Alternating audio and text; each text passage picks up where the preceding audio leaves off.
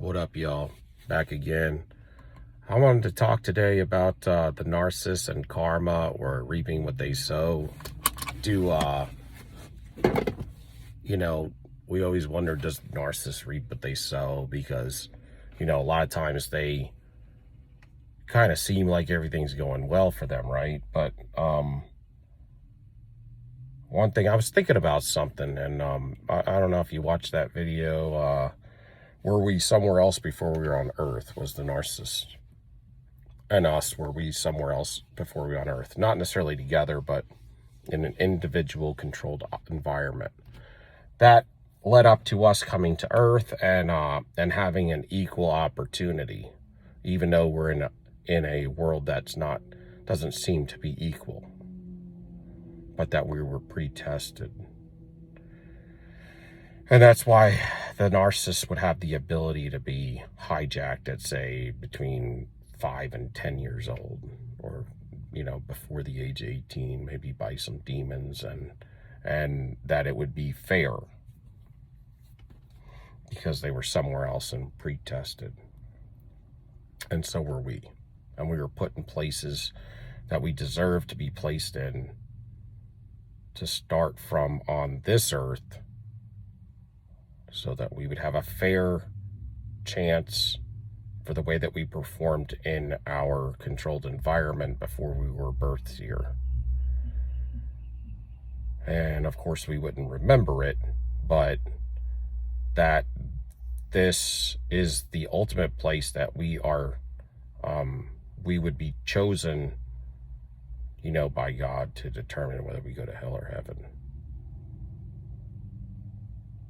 And so the narcissist got hijacked at between 5, 10, or maybe got fully overcome by the age 18, maybe because, and it's fair because in their controlled environment, we all started innately with all of the same tools in the controlled environment before we were birthed here, and they innately took advantage of everything in the controlled environment and became evil then. And we didn't do that. But, we performed how we performed. They performed, they probably still took advantage of the controlled environment and abused it. And so that's why that they had the ability to be hijacked so early, and it's still fair. But, God in his all-knowingness knows the beginning from the end. So I wonder if part of their karma, reaping what they're sowing, is that they do so much damage and destruction to people on a daily basis, and to themselves, that in their blasphemous state, that God allows them to be hijacked and demon possessed at that young age, because that is their karma.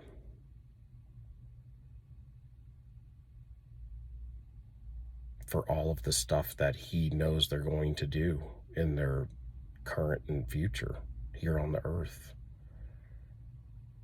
That they do so much that he has to give them an early prequel of their reaping what they're sowing before they actually sowed it. And that's why it's fair that they got hijacked at such a young age.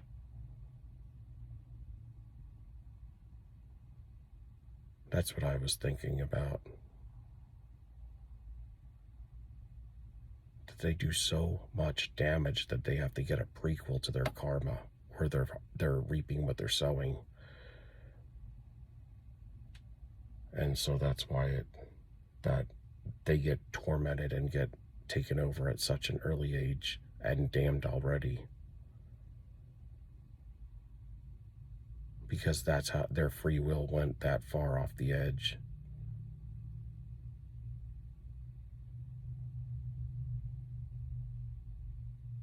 So if you're wondering if they ever get their karma is the fact that they got hijacked at such an early age and grew up in the destructive family that they grew up in, or the family that you know, loved them as the golden child. They could never do wrong. That's destructive too. To be a can't do no wrong, you know.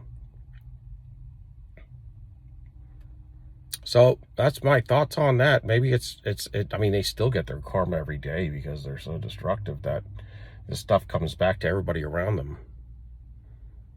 It's like after you wake up and you break that trauma bond, you kind of get to a point to where, like I said, if you see them from far away, you want to cross the street, you know, you want to run the other way and cross the street. I mean, you don't even want to say hello to them, because, you know, saying hello to them turns into some word salad destructive problem that's attached to them that they'll try to fling onto you. Even if they're trying to be nice, you don't even want that. It is like you want to pull out your narcissistic anti-narcissist spray and spray it on them like you would roaches, and like roach killer, or, you know, or mosquito killer, or your fly squatter. I mean, really, like that's how they become in your mind after a while. It's like they've had sex with everything except a tree trunk or a tree branch. But and then I shouldn't say that, but, you know, and then you know, then that attitude, that personality, and that pompous and those stupid ass looks they give you. You can't even freaking have a conversation with to get to the root of anything, because either they're too dumb or they want to act too damn dumb because they don't want to deal with it. Either way, it's stupid. But yeah, I think that's part of their karma. I mean, most definitely it's part of their karma. But the other part is wearing that mask, man. Wearing a mask every day, having to look behind their back, watch their back all the time. A lot of times I don't think the narcissist likes to go out too much, because first of all, they might run in all these people that they've dated and trashed and destroyed, and they're scared they might be out with you and run into them or somebody they're currently seeing behind your back. You know how many enemies they have in one city, and how many sex partners they've probably had. It's crazy to think, but the one I was with she didn't want to go out too much. Yeah, and I know why now. But, you know, they have enemies and they create enemies on a daily basis. Some people can see right through them. Ex-old friends or people that they've done wrong. If somebody's been done wrong by a narcissist, at least you're going to know maybe they're not a narcissist, but they're an evil doer, and that shit, whatever they pulled on them, they throw people under the bus. So it's like people hate them. When you throw people under the bus for anything, whether it's a friend or anything, a lover, ex-partner, whatever, they hate you for that, because you're taking such a cheap ass way out. And then, you know, throwing someone under the bus and then lying about it. And you know, people see through that shit. Because people know. And the truth always comes out in this world. The truth has to come out. It eventually always comes out. You can't hide the truth from coming out. It's always going to come out. You might hear about it 3, 4, 5 years later, and it'll be some they'll either get at you, or you'll hear about it through somebody you haven't seen in years. The flying monkeys. Somebody's going to trickle it out. That's how this world works. And then you're also going to get trickled out how they got their karma. Yeah, you know that girl you used to date? You know that guy you used to date? If you're a female, they'll be like, yo, they're not doing so well. Yeah. they got some disease, or they're on the streets, or they in some rehab, or nobody likes them. But yeah, they get their karma. You don't have to do anything. Just heal and sit back. It'll come at you.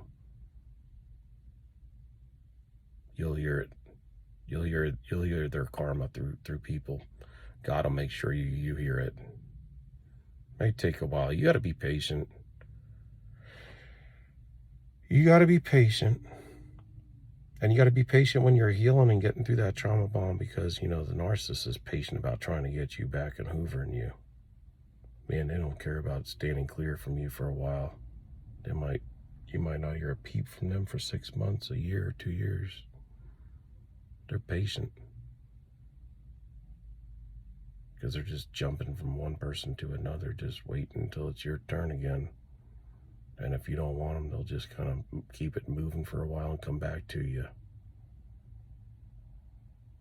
But you don't want them. You want to heal from them and let them get their karma.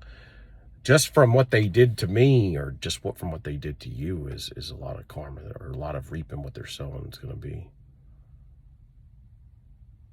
I mean, if they did a lot of destruction in your life, God knows, man, you know how much they must be doing out there. But also, this is the thing, they're damned. They're dead people walking. Is that not reaping what they're sowing enough? They're cut off from the Almighty. God created them, and they do not have a connection to the Creator.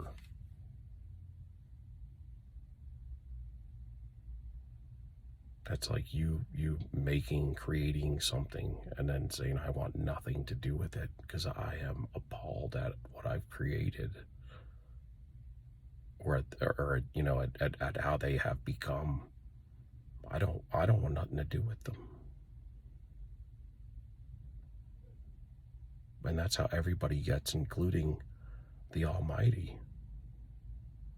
That's bad. Even Satan doesn't like them. He's just using them. They're all being used. They're all using each other. I don't know if they'll be swimming in a lake of fire or burning in it, but it ain't gonna be good. And there ain't no towel to dry off from, because they ain't coming out of it. You know? You have a chance to get your life right. And I'm talking to myself first. And keep it moving. Wait for the right person, the one that truly loves you and has ethics and morals and boundaries and backs you up and cares and loves for you when you're sick or when you're hurting, gives you advice, good advice. They're there for you. And they have something to offer, like they have a job. They have a career. They take care of themselves. That's what you want. The narcissist is a disease. They're an infection. And the antibiotics is staying away from them. No contact. Forever. But I'm out. Peace, y'all. Love y'all. Give me a like, a subscribe, a thumbs up. And stand tall, soldier up. Peace out. Love y'all. Peace.